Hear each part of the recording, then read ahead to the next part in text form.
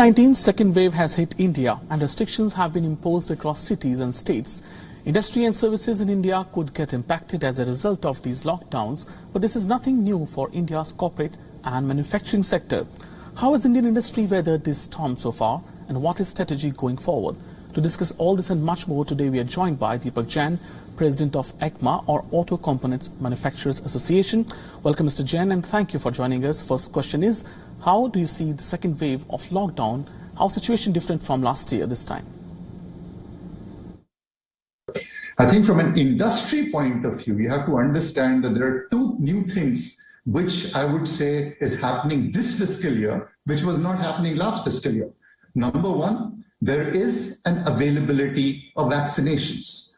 And second, I think there is also experience with us where it's not now that certain states have done lockdowns. Last year we did not have the experience to actually understand and kind of manage the lockdown. But this year, hopefully we will be able to manage. Our appeal has been to the authorities that we cannot afford yet another economic lockdown, a lockdown which was kind of just enforced on the complete industry. I think we need to balance lives and livelihoods, and more so now, probably the livelihoods as well, because economic lockdown is not the answer.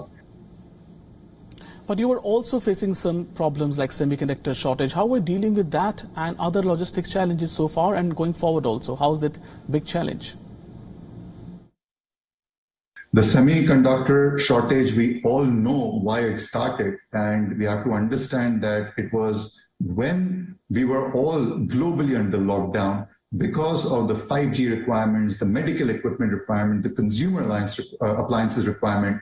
Those products actually kind of boosted in terms of demand, and the semiconductors which were used in the auto, their capacities were booked in these consumer goods, and it continues to do so where it is. So I think India is not going to be adverse to the impact. We've already seen the impact happening starting from Q4 of last fiscal. It will continue for the next few months. Obviously, the OEMs as well as the component makers who actually are relying on these chips are in close connect to understand how we can mitigate these risks.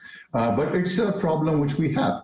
We know that India does not have this kind of facilities, and we have to import. And even if we plan these facilities, it's not going to happen overnight. It needs a long-term, sustained investments, which basically India is looking at, both in public and private sector partnerships.